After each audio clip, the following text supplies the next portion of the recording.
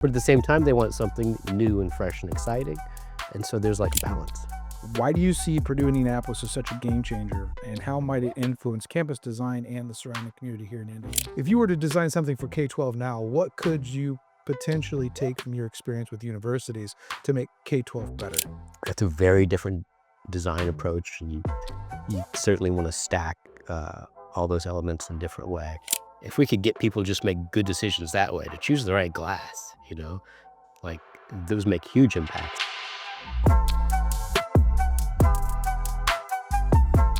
Today on the Onsider podcast, we're joined by Brandon Farley, a seasoned designer, civic strategist.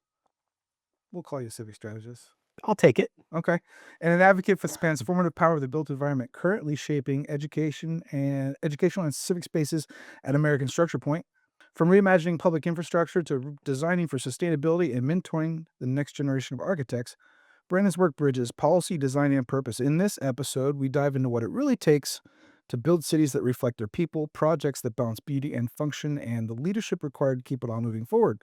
And shameless plug, this episode is made possible thanks to our sponsor, Map Solutions, helping architects and builders bring vision into reality with high accuracy LiDAR scanning and 3D modeling. Brandon, how are you doing today? I'm doing great. Did I get that introduction right? Yeah, it's pretty close enough. I don't know that anyone's ever called me a civic strategist, but maybe I need to adopt that I've read some things. into my official bio. Okay. I'll take it. You should. You deserve it. You've led American Structure Point's education practice, working with every major Indiana university. How has that breadth of experience shaped your vision for designing innovative campus and school environments? So what's cool about working on a campus, actually we'll back up even further than that. A campus is almost a perfect little microcosm of a city, right? It's got its own resonance. It's got almost every single building type that you can imagine. There's theaters, there's grocery stores, there's places to eat, there's places to sleep. There's classrooms, there's office buildings. It's all extremely pedestrian oriented. It's all meant for people. Cars, at least maybe it's my opinion, but I'm probably not the only one. Cars get pushed to the edge, right? Cars aren't fun. Meet some people, walk down the street. Sure. Experience the culture, throw a Frisbee in the quad. That's what you think about when you're on a college campus, right? Not driving around looking for parking. You do that on the periphery, and then you get out of your car, and hopefully you don't have to go back to your car. And because they're designed that way, they're designed for people walking, for people living on campuses. You have these real vibrant places, right? It's exciting to be on a college campus.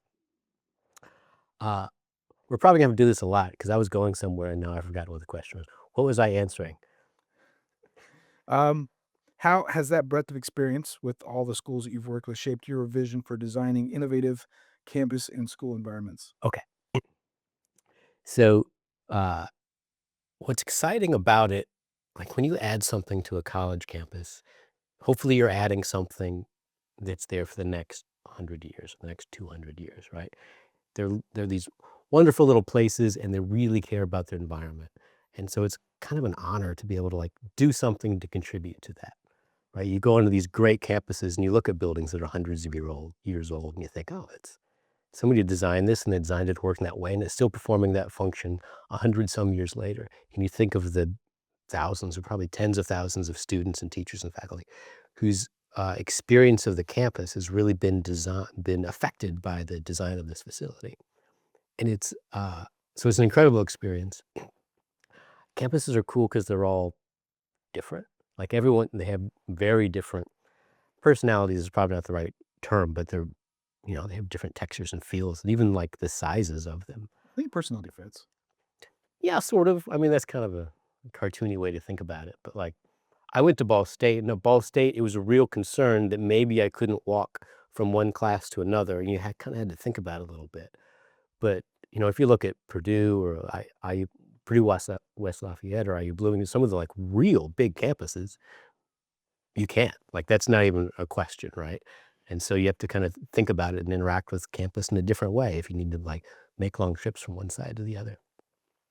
Campuses are right downtown in cities, have a very different feel than, traditional campus towns, right? Where they're sort of their own little thing out kind of in the middle of nowhere, usually kind of next door to smaller cities.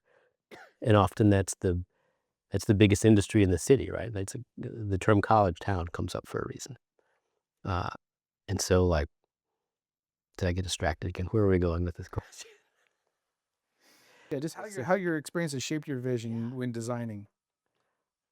All right. So I think I was answering all those things. Yeah. Like getting to know that sense of place. Like, Do you find it important to get to know the campus's personality before you begin designing? oh, of course. And like the campus is always evolving and How like people do that? it's always, you know, it's kind of a it's kind of a thing to mess with it, right? Like people are really protective of this wonderful place they went to school, but at the same time they want something new and fresh and exciting. And so there's like a balance, right? Like how do you add something that enhances that makes this place better and like doesn't take away something that everyone values or cherishes? And that can be tough. Like there's a lot of people who say, don't touch anything. Mm. And there's other people who say knock it all down. But really the answer is somewhere in the middle. Like Sure. how do you find the really great moments of a campus, the things that are really powerful that help connect people and enhance those things? Um, it's and it's always different, you know? And so that process is wonderful. The other thing that's wonderful is because, I say I work in higher ed, but higher ed is not it's not a project type. If I did multifamily housing or if I did hospitals, like, you know exactly what I'm doing. But all I'm doing and working for higher ed is working for the same campus multiple times. But I've done everything, right? There's theaters and classrooms, and res halls, certainly lots and lots of offices, all the way to, like, I've done hypersonic research spaces at Purdue, right? Museum archival storage at IU. And so you get to know those people, and you get to know, like, what these things are. And so you're never doing the same thing over and over and over again. You're always, like, trying to figure out how this fits into the overall campus, what it is to make it successful, what it needs to make it work, and, like, what are what can I what can I contribute to here, right? Like, what am I gonna do to make this the best hypersonics rec hypersonics research facility that I can make? Makes sense. Speaking of Purdue, Yeah. um, in a recent article about Purdue's move to Indianapolis, Mhm. you called it a transformational moment in the history of our city Yeah. rather than just a name change. Why do you see Purdue Indianapolis as such a game changer, and how might it influence campus design and the surrounding community here in Indy? I think there's probably a lot of answers to that question. I'll answer it kind of from an architect sense. Um, just the way that they did it, where it is an extension from West Lafayette, it makes Indianapolis, it gives it 2 R1 institutions in the same city, which is pretty cool, and not that many cities have, like, the honor Yeah. of having, 2 R1 institutions there. But beyond that, Purdue has done an excellent job at, um, collaborating with private industry and like working together to do like really interesting research. And that's really one of their strategies for growth. And they've done like such a good job in conjunction with PRF, like creating these really innovative districts where companies want to be, because this is where all this great research is happening. And so if you think about, uh, if you had some big tech company, in some ways it's tough to go, hey, we're going to do this really incredible research. Why don't you come to West Lafayette? People might go, well, maybe I'd rather move to Boston, that seems more exciting. Maybe I'd rather go to, like, Silicon Valley or something. But by becoming to Indianapolis, now you've got the backbone of Purdue and this huge, like, research infrastructure, and you've got it happening in what's really a pretty cool city, Yeah. you know? And so now that becomes a much like an even easier pitch to companies to come and work with us. We've got a beautiful city to live and work in that'll, like, support all your people and support your employees, and you can tap into the incredible resources of Purdue. Like, that's something you can get behind. And so if you imagine the students coming, living in Indy going, "Oh, this, people don't give enough Indianapolis enough credit." It's pretty cool city if you gotta try a little bit and, like, look around and find the places where you fit in and things that are cool, but they're there, you know? I always thought, like, New York or Chicago, you'd stumble out on the sidewalk and find something cool to do. Indianapolis, maybe you try a little bit harder, but there are cool things to do. Oh, there's a lot of stuff, cool stuff to do. Right. I love Indianapolis. So do I. But you gotta work at it a little bit. So you come, like, say you're a young researcher, you're doing things, you start to build a home in this place, you start a company, and you start those companies in Indianapolis. Like, that's the kind of transformative actions that really start to, like, magnetically pull people and, industries and investment into a city and, like, help it grow. And so, we've seen what IU's been able to do, especially around, like, health sciences. Like, now let's have Purdue come in, like, and kinda do the same thing around everything, all the research, that they're doing. It's an interesting insight because I would think, I mean, just from my layman's viewpoint, Mhm. Purdue moved here to make more money, more facility, more room for more students and stuff like that. But you're saying that there's actual more strategy behind it than that, as far as the research and Yeah. attracting that crowd. Well, they get to leverage Indianapolis as, like, a sales pitch, right? Sure, no, Like, that's they wanna track the best and the brightest, like, who are the greatest researchers, like, come to Purdue. Now now you're not you can say, not only come to Purdue, but come to Purdue into this great growing city, and where housing costs actually happen to be way cheaper than they are around Silicon Valley and all these other, like, places, right? You can have a wonderful quality of life for you and your family, do all this world-class research, and, like, essentially have it all in one spot, and I think that's gonna be an incredible pitch, and I don't think people are talking about it enough. I think it this could be it's gonna take a minute, some time for it to start going, but it seems like the beginnings of a new transformational moment in the history of the city, right? If you kinda look at it on the timeline, the decisions that the city has made, this could be kind of one of those turning points that definitely turns the trajectory of the city into a more kind of interesting, vibrant place. so. My Like, question, the term game changer isn't an understatement. I Not don't in that sense. I don't think so. No, I think it could be pretty rational. We might look at this in 10 years and realize that, totally ridiculous, but I don't think so. And when you look at Purdue's plans on, tapping into the industries that are already in Indianapolis, uh, the Lillies of the world and the Roches and the Cooks and all these people doing, like, world-class research, like, they're already here. They would love people to come in and, like, And now you're putting let's Purdue work right side up together. with it. Right. Like, Nice. let's make something, and I think it's gonna be a big deal. That's a great answer. Thank you. So you've spent 2 decades creating award-winning, student-centered facilities across Midwest campuses. How do you ensure these projects not only serve students and faculty, but also positively impact the broader community and campus culture? So we've been talking about that a little bit. Every campus is so different, it's tough to say that there's one, like, fixed answer. Um, Can you just give a single example of maybe when you did some design and the thought process it took to get there, and how you actually intended it to positively impact the community and the campus culture? sure.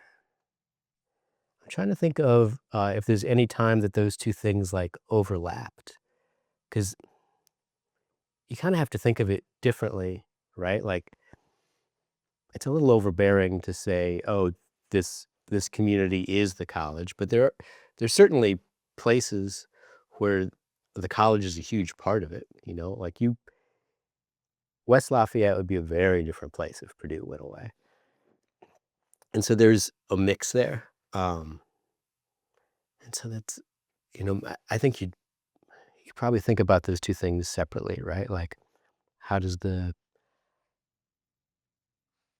the community interact with the college? There's a certain You're thinking maybe about, like, attracting professors, like, they're living in the community, but they're working in the college, and so you'd probably design campuses in a way where you're making sure you're interfacing a certain place that the people live, and you're making sure that they're welcoming, they're coming on board, or they're kind of welcome into the city that is the college campus. Um, I was having a similar conversation with another architect, and they were explaining how, um, in this particular project, they ended up connecting two campus buildings that were not previously connected. So now they're connected. mhm. You can get from one building to another without going outside in inclement weather. But ultimately, what it did was, um, inadvertently, by that I mean that they found this space during the design process that ended up becoming a very popular quad, outdoors quad for the students to hang out in and do things in. So to me, I guess that's kind of like an answer to this question about how it would affect uh, um, campus culture, because now like they had this whole new place to hang out and do things. Because they connected these, because students could, like, access the quad now? So no, just it created a quad when they Oh, by this, yeah, like, connector? That's yeah. interesting. The when you're first talking about connector, like, because this is being recorded, I was at Ball State last week, and I was the students were presenting to me, and I was giving them feedback, and they were talking about connecting buildings, in this kinda urban planning project about connecting buildings with the gerbil tubes, right? Like, a second-story connection to keep people from having going outside. Dribble tubes, I like that. Right, and it seems condescending, but it like, that's a city killer, man. Like, Is there? as soon as you get people up off the street and keep them away from what should be the activity down on the street level, like, you're sucking them away from the activity, Sure. right? And so now, if you wanna go and play your saxophone on the street and, like, earn a couple bucks, do you go up to the second level or do you stay on the street? Like, if you think about the New York subway, it's dense enough that you can do both, and there's people to do it. But then if you talk about if you talk to planners and, architects about Minneapolis, which has a really strict net like a huge network of tubes, 'cause it's cold up there, and it makes sense for Minneapolis. Uh, like, they'll go, "Yeah, there's not a lot of activity on the street. You don't need to go down to the street. You can just walk through the gerbil tubes." But I don't think that's actually what you're describing. No, it's more like they built an entire building Right, it with was like that also this connected. sort of, Yeah. kind of surrounded this Yeah, there's a place. lot more going on inside that than just a dribble tube, but Sure. yeah. Yeah, no, that makes sense. And you can certainly, like, create spaces. Never anytime you create a space, it's really about the people and what they're doing in there and hopefully reinforcing something that might happen in there. We're doing like, tomorrow I'm talking to Purdue, we're making pickleball courts, essentially. Uh, but it's for the community, From like, Indianapolis? Purdue West Lafayette. Okay. Hopefully I can say that. I think that's known. Well, Um, this won't be posted for a while, so yeah, so it's fine. People will figure it out eventually. Uh But that's for the community, right? And they're like, "All right, people are probably parking here." So you think about how does the community come in? How do they engage? How do they use the Purdue pickleball courts? Like, fun. it's there's always that relationship there, right? Yeah, definitely. I just found that story interesting because it was a found space during the design process. They hadn't intended on it being there, but it ended up being really popular in Trying to that think. location. Is Pretty cool. That's pretty cool.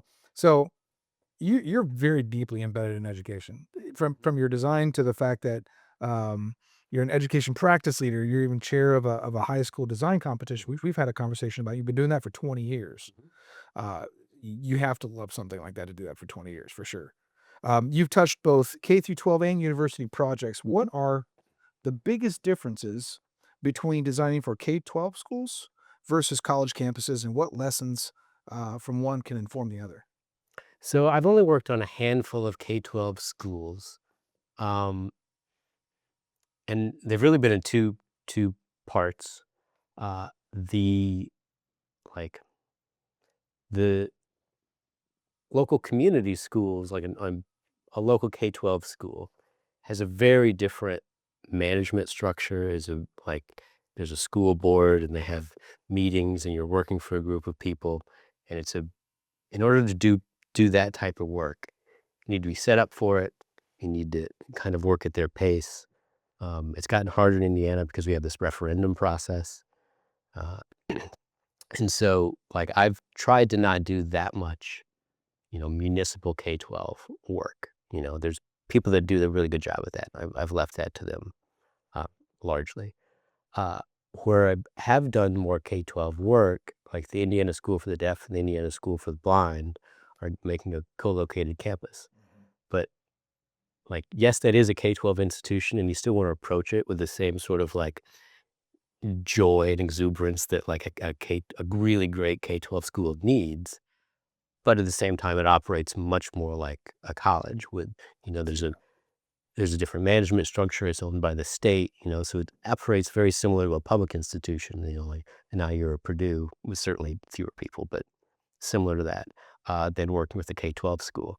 But then the school for the deaf and the blind, like, that's different than everything. Like, that's been a wild and eye-opening experience just figuring out and learning how, people with low sight, like, navigate around a place and things that you need to think about and be thoughtful of, when you're designing for that population. Same thing with deafness and, like, how deaf people communicate.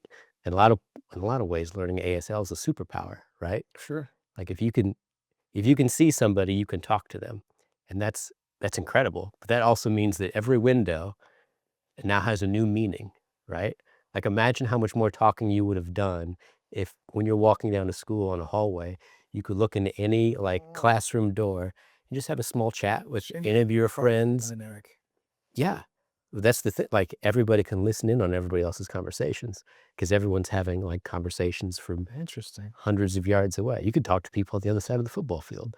It's like it's and when you start thinking about that, it's like, "Oh, it's kind of a wild way to design," because you wouldn't have to think about it, until you sit down, and you learn how they interact with this place, and so that's been, like, wonderful and eye-opening, but, that's certainly more of a about those communities than it is about, K-12 schools in general. Very cool. Um, would you I mean, what lessons have you learned as far as like how one could inform the other? Like, what are the differences? What are the similarities in terms of like what could you take from your if you were to design something for K-12 now, what could you potentially take from your experience with universities to make K-12 better? Well, that's interesting. Honestly, the biggest difference between, universities and K-12, I was about to tell you the biggest difference, but then I thought of, like, 3 more. Okay.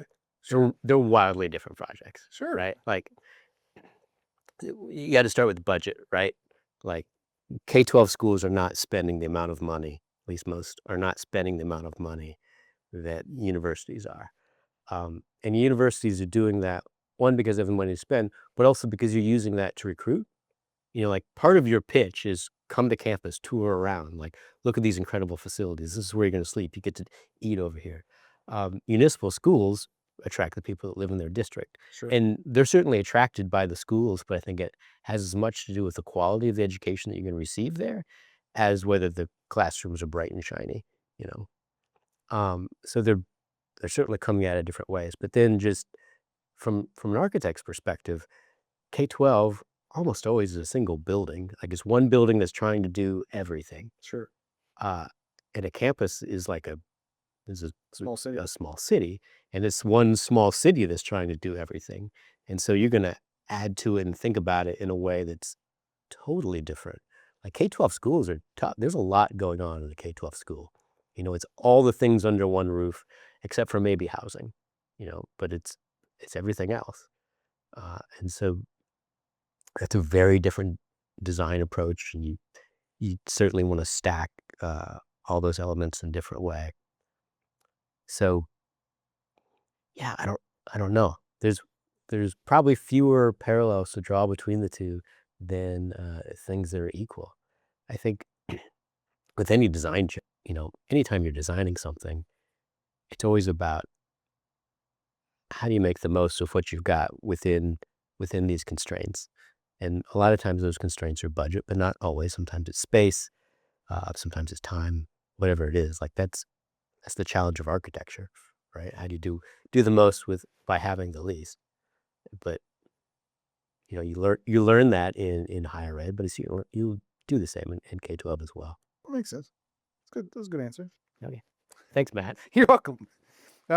You're known as a staunch sustainability advocate, guiding many projects to exceed their green goals.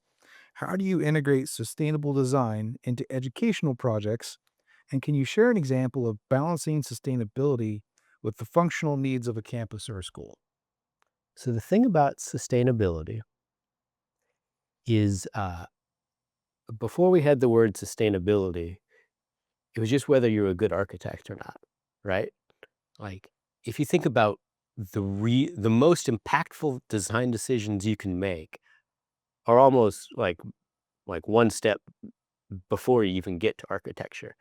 When you pick the location that a building is going to be in, that makes a huge difference on, like, whether it's sustainable or environmentally friendly or not. Uh, and that's tangentially related to architecture, but it's not necessarily architecture. Then when you think about the footprint of a building, like, we're starting to get into architecture now, but it doesn't necessarily cost any more to make a building, L-shaped or make it a north-south bar versus an east-west bar, but it makes a huge impact when you think about the environmental implications of, like, providing solar shading or letting all the north light in, or trying to keep the west sun out. Like, how do you so the trick, people always go, "Oh, it's a cost to have a green building or a sustainable building." But that's a trick question. There's no way to answer There's that. a lot of context needed, I would assume. Well, what would you have built if I didn't show up?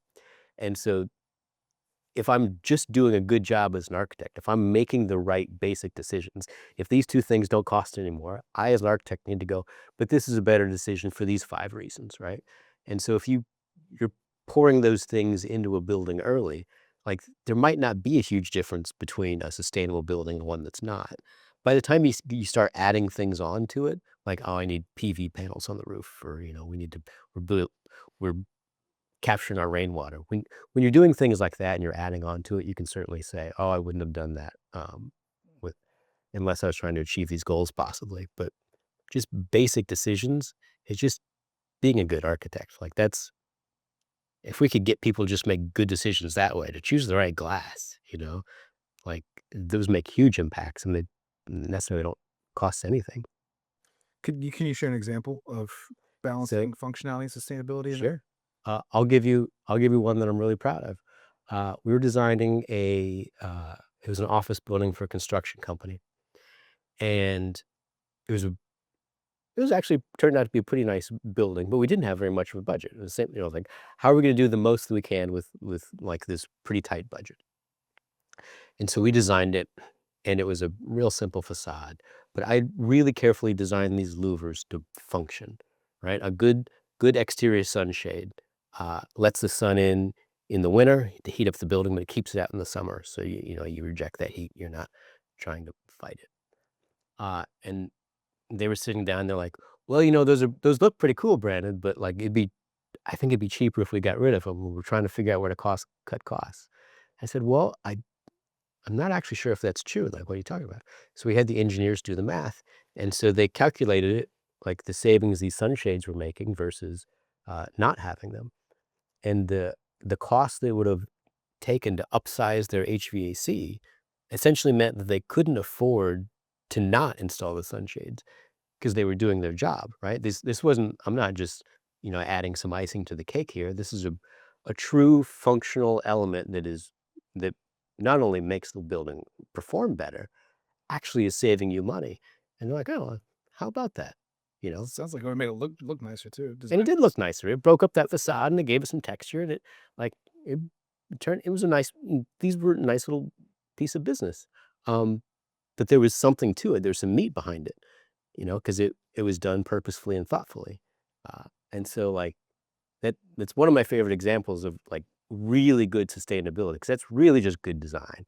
Whether they were trying to be sustainable or not, that's what your architect should be doing regardless, like, making the best decisions, uh, in the interest of the owner. I think the brilliance behind the decision was actually to insist and push that we do the math and figure it out. Well, I suspected that it was gonna make we had I love glass, so, we had as much glass as I could kinda make fit in the precast, and so I knew it was gonna make a big difference in the heat load, and I designed it in a way, that it should, and so I suspected it. I was actually surprised that it made the difference that it did, but it Wow. really did make a big one. So how many times have you used that in other designs since then? I probably used that approach since then. I don't know that I've ever designed any more louvers just like that one, Yeah, not just 'cause like it that, but yeah. just with the same concept in mind. Oh, sure. Like, Sustainability. anytime you're doing something where you're doing it for a reason and someone goes, "Oh, let's get rid of it or let's lose it," it's always important to go, like, let's back up a little bit and know that buildings aren't it's you're poking at a system, you know? And so you always have to make sure that everyone's taking into context the implications of changing the system in a way. If all these things are interrelated, if I take some piece of it away, like, means things for other places. So that's what you do as a good architect, though, like, is help people steer in the right direction. Let's speaking of direction, let's change directions. Okay. Uh, you seem to be very interested in the idea of an autonomous future with autonomous cars. You wrote an article, "Autopilot Will Change the World," in which you argue that autonomous driving will change everything, which is a bold statement. I agree it'll change a lot, but it's a bold statement. So, from your perspective as an architect, can you outline how you envision self-driving vehicles reshaping our cities and our even our daily lives? Besides being Yes. able to just read and relax while on your commute to work. I wanna come back to that because I think that's actually part of it. Sure. Uh, okay.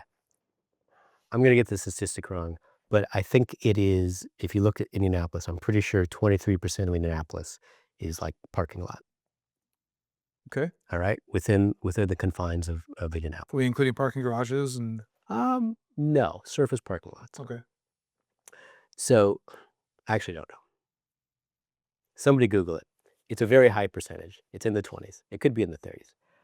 So if you think about that, nobody wants to build a parking lot. Like, you've got a parking lot outside your office that, other than making it a way for me to get here, is doing nothing for you. It is costing, like, somebody you gotta plow the thing and, like, clean it, and it's gotta be restriped and paved and everything. So there's a huge amount of investment in the parking, but it's not really getting you anything other than getting people here. So it's a necessary unproductive It's spend. a necessary evil. So in a city that's already built, it's full of pockets of these parking lots that people would rather have something else. Like, think how nice it'd be if there's a really great, like, bourbon joint, a whiskey bar right next door here. Sure. That'd be way better Yeah, would it be though? than this parking lot. Maybe it'd be dangerous. It would be dangerous. Uh, all right, so you imagining these pockets. Well, as soon as you have a car that can drop you off and go on about its way, well, now I don't need this stupid parking lot anymore. Now this parking lot has very low value, and I can use it to do other things, right? So you're essentially unlocking all this area to be invested in. Uh, and if you think about the way that cities develop, at some point in that article, I talked about suburban sprawl, right? Like, sprawl happens because all these buildings need parking lots, like, between them, right? And so it naturally pushes everything apart. So then once you start pushing your buildings apart, your roads have to be longer to get there, utilities have to be longer to get there. Like, us as taxpayers, we're paying more to plow those roads and keep the utilities running and, for all the street lighting, and it just, like, is kind of insidious, right? Because it keeps building, it keeps going. If there's not an incentive to, like, to keep the sprawl going and not have these moats of parking, well, now people wanna be closer together because 'cause they've been dropped off, and so it seems reasonable that people might just walk down the sidewalk and come get some ice cream because 'cause they're down there watching a movie, right? And so people want to pull the city back in because more people are walking now. Uh, and I think it will naturally have an effect that the cities become more compact, like, people are less interested in spreading out. It'll totally change the math of, like, how a city develops and how a neighborhood develops. I'd like to see some of those parking lots become green spaces, but then that doesn't pull the city closer together like what you're But talking. people love green spaces, Yeah. like, if they're good, like, And if you gotta walk past a green space. yeah, or hang out in the green space, like, join a ultimate Frisbee game, something. Sure. Lay around, like, green spaces are great, and we need green spaces. Like, just, uh, all hardscape city, nobody wants to be in that. Like, some of the greatest spots in cities are green spaces. Agreed. You describe a future where city engineers are no longer dominated by parking lots and garages, becoming more walkable and vibrant, what we Mhm, just talked mhm. about. How might architects and urban planners capitalize on all of that reclaimed space to improve urban life? And you can't say green spaces Oh, well, you took my answer. because So, I just said that. like, as an architect, I'm designing the things that people want me to design, and so, maybe city planners would have different thoughts. Certainly, mixed use buildings and buildings that bring people together instead of push them apart is the way to go in the city. Um, that really makes for interesting spaces. I think it's not so much about what you put there is that something is going there and it's not just being wasted, right? Ultimately, I think the future, and I kind of don't think it's that far away, is you're gonna subscribe to a service, and the XYZ service, you're gonna hit a button on your phone, that vehicle shows up, and then it takes you to wherever. And, there might be some number of vehicles that come and pick you up, but they'll be purpose-built for whatever it is you're trying to do. If you're if you just moved into a house, you're gonna need a self-driving moving truck. Or if you're just commuting, that's very different. Or if you're taking a long trip, maybe you want a self-driving hotel room. The self-driving hotel room. Right. Like, Almost like a cabin in a train. yeah, Okay, exactly like a cool, cabin and train. cool. So imagine that, right? Instead of having to drive all this time during the day, hop in your self-driving train cabin, uh, sleep overnight. You wake up in the morning and you're there and you're well rested. You didn't just have to drive 8 hours. I love Like, that idea. so not only are you gonna wasting less of your time, but think about like how that brings people together. So you were talking about looking on your phone or, you know, zoning out essentially while you're riding into work. Well, yeah, how about that? Sure. Like if we can make the commute like useful, productive, fun, car can have a movie theater in it, right? I love more time to read. You get to read, you get to catch up on shows, do all the things you would like to do. You could pull up to you have a car with a table in it. You pull up to a restaurant, maybe they have some real plates and they sit, fast food goes away and it's like real food on the table. And you can have a nice dinner with your family as you're headed off to, you know, Cleveland, someplace far away. And you're not having to eat the hamburger on your lap and try to keep you keep them spilling ketchup on you. You could have a family dinner and be traveling. It's going to essentially bring us all closer together. And it's gonna remove the kind of the downside of ultra long commutes. You could if it takes me an hour to commute to work, that's sort of devastating, right? 'Cause that's, 10 hours a week I'm losing. But what if I sit down in a office car Yeah. and I'm working, I'm on calls or doing whatever it is I do, well, then I just get out and I go into the office. Yeah. No, I'm saying is like driving right now. You if you were personally driving, manually driving, Oh, you can take in yes. information, but you can't put anything out. Like you can listen to podcasts, you can listen to Sure. a verbalized version of a report, from work using Mhm. an app that, text to speech or whatever. But I mean, there's ways to take in information, but you're right. You can't. There's You're not no doing output. anything There's no output. you're not doing anything, like, probably super useful. Right. Maybe you have a phone call or something, but not not real worky work. Well, if you may answer a few Right. texts, voice to text. No, I totally get what you're saying. Well, you kind of answered my next question, which was about suburban shift. When you mentioned you were talking about autonomous vehicles being the antidote to the cancer of suburban sprawl. Yeah, So I'll go ahead and skip that question, but let's talk about smart infrastructure. okay. All right. Smart technology on the rise. You imagine a world of narrower streets with no stoplights where cars can just sync up seamlessly. What role do you see smart infrastructure and city technology playing in the design of future neighborhoods and campuses? Yeah, so as soon as we get, like, the fallible humans out of the mix, if we can design a traffic system that works well, like, cars synchronize, like, one car slows down by a quarter of a second and just passes by the other at an intersection. You don't have to wait at stoplights anymore. Travel times, go way down. Your speeds can go way up. Uh, like, it sort of creates a whole new world, What's that right? movie with Tom Cruise? Oh, Minority Report. Minority Report. Yeah, but there's a ton of them, right? Like, Sure. we've been thinking about those things since, like, the '60s, right? Like, the city of the future. But that that future doesn't seem that far away. I think it's gonna take longer for us to be comfortable with it than it is for technology to get there, which is gonna be something. So speaking of movies, Okay.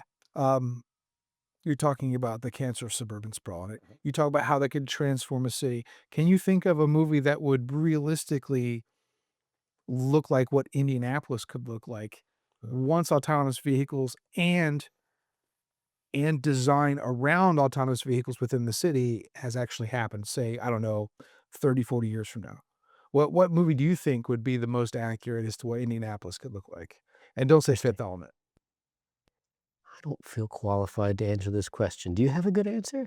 I'm trying No. like, I only have a small number of, like, super Fifth Element would be up there, and what was the movie with Super tall, though. Blade Runner, like, super futuristic movies. Minority Report's a good one.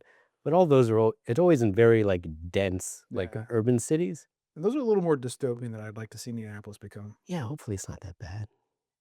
I don't have a good I don't answer. know if you had one. I thought I'd throw that out there. Alright. I put you on the spot, so I don't expect you to come up with, you There's know, somebody listening right now that's like, "Oh, XYZ movie that you haven't thought of, oh, you they should idiot." totally put something in the comments there and let us know. Okay. Yes. Yeah. Cool. Let us know.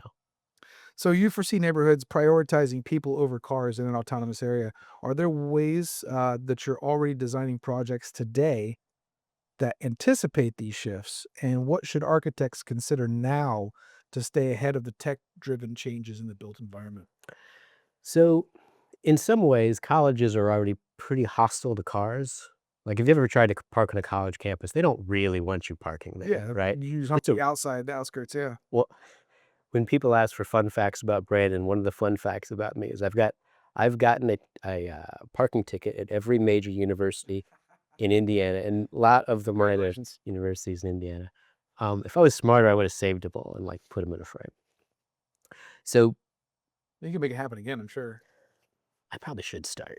So, like, in some way, because most of my work is in higher education, I'm used to not being very friendly to cars.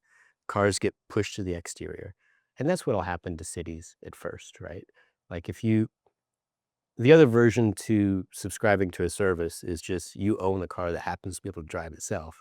It drops you off, then it parks in some parking lot out on the periphery.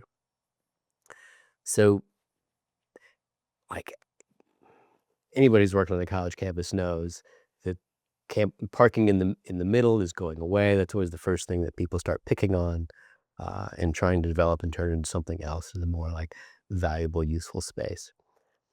So, I can't tell you how many projects I've done that have, like, displaced parking lots.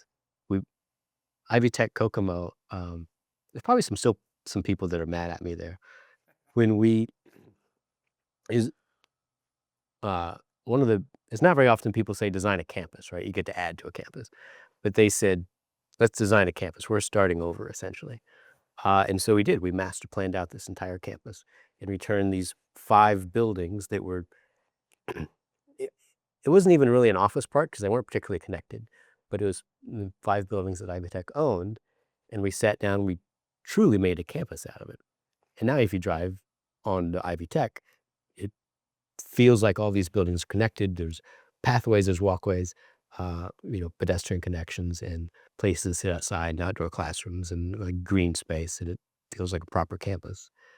But in that project, the first thing we did was push all the cars out to the side. And the first thing all the like faculty said was, "Well, I don't want to walk that far into the classroom." And they do have to walk farther. Like I'm sorry, like you do. You have to walk further, and I don't really have an answer. But is that trade-off worth, like, having this beautiful quad that you can host the community in, that the students can hang out in and, like, have lunch and, like, kind of make connections? And I think most of them I'd like to think most of them were okay with that. Um, I have a long history, I guess, of being hostile to cars and parking. Who from that campus would still be mad at you? Some of the more conservative people that, that don't want changes and want to use their car and have a parking lot, Well, I mean, and I don't mean conservative politically, yeah, there's always people that don't like any kind of change. But if you tell somebody that they used to be able to park, like, so you've got a parking lot outside here. If I said, "Hey, Matt, your parking is now like 3 blocks down," you'd be annoyed. If you worked at, pick your favorite major university and said, "Hey, Matt, come work here. Parking's 3 blocks away." You go, "Oh, this is great." You know? So it's all, like, relative to what you're used to. um, I'm not naming names if that's what you're asking. no, Sure. I'm not, wouldn't ask you to do that. Okay. We skipped one question, so Oh, I've kind of come up with another one in my head. So you, for the past 20 years, have been involved in a design competition. Um, let's talk about that design competition in regards to this subject. Have you ever asked them to design around autonomous vehicles and smart infrastructure, or do you plan to do so in the future? And what do you think that would look like? so for the design competition, we always write those programs in a way that students are thinking about what it is that it's kind of what we were talking about earlier. What it is that makes a building great, right? Mhm. Capitalizing on the people and the views and the sun and the wind and like looking at the context around it and thinking about the way spaces are related to each other or don't want to relate to each other in the way that circulation connects all those spaces. And so if you can walk away or if students walk away from the design competition having learned that, I feel like I did my job. So we often discuss whether we're going to have any sort of like parking or not in the competition, and we almost never do. Maybe it's like some of my inner hostility towards cars. But it's pretty rare that we'll just say you don't have to worry about parking or don't worry about parking. It's such a big ask to ask a high school student who's probably never really designed a building in their lives to not only design a building, but also figure out parking and circulation, that I would much rather have them thinking about the built environment and not worry about turning radiuses on a passenger car. Um, so no, we've never really gotten that into, um, transportation. We do ask them to think about where people are coming from and where, like, views are. Like, if you're last year, the site was kind of on axis with the road, and so some students, like, chose to put their building, like, on that axis and take advantage of that view. Some tucked it away, right? The view from the vehicles you're driving Yeah, past. like, there's something to that. Like, Sure, do you wanna have a building that announces itself as people are coming down the street? Maybe. sure. Like, the state capitol is a great example of that.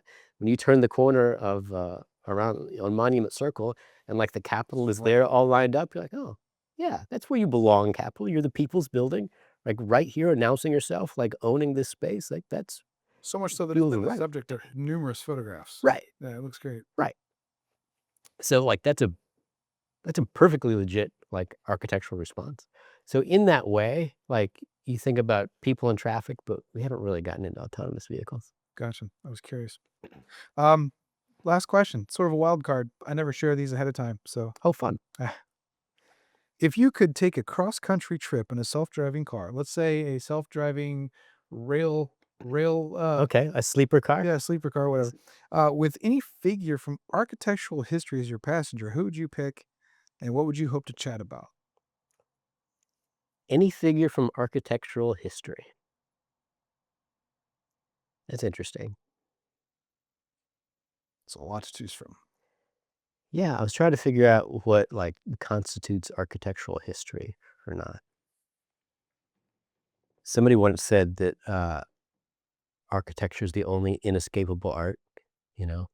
Like, it's the only you can essentially, if you can't hear, you can't experience music, or if you can't see, maybe you can't appreciate the ballet or appreciate a painting, uh, or like be able to have the full of experience of watching a movie. But architecture is maybe not taste, but it certainly involves all your other senses.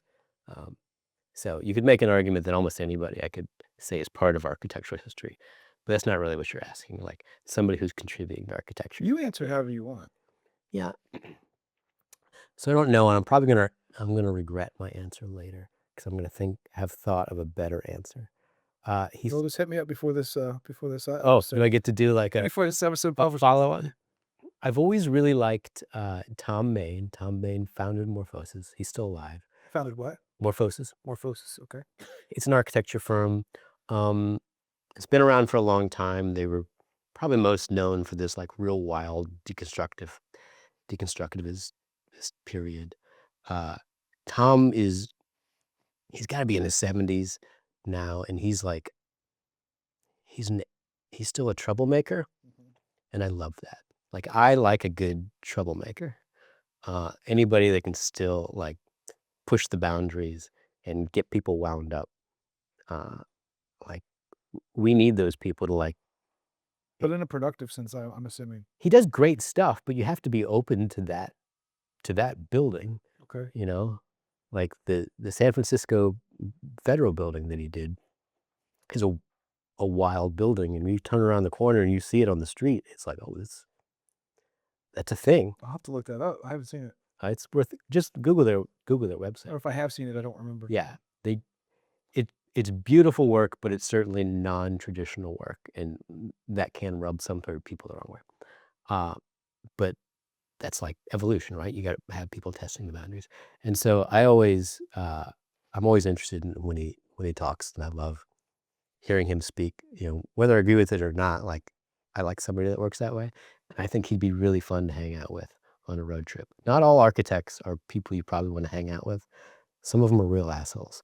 I I think Tom would be fun. What would you have chat about? What subjects would you bring up in the conversation? How interesting. I guess I'd like certainly we talk about architecture in life, but or architecture, but I'd actually like to lean more into, like, views on life. Like, what more about him and his take on current events and things. Like, what Like outside of architecture influences his architecture?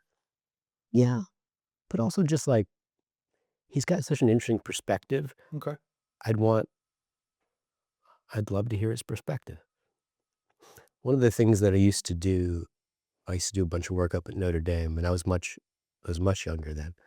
And so I'd write up there sometimes with my principals, and so I'd always, like I'd have a bunch of questions, like, "We're not gonna spend 3 hours in the car together without me, like, sucking the information out of your brain whether you like it or not."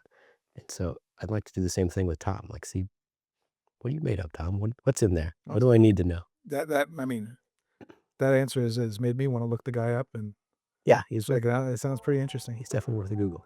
That's all I got. I really appreciate you taking the time to come on here and share your insights.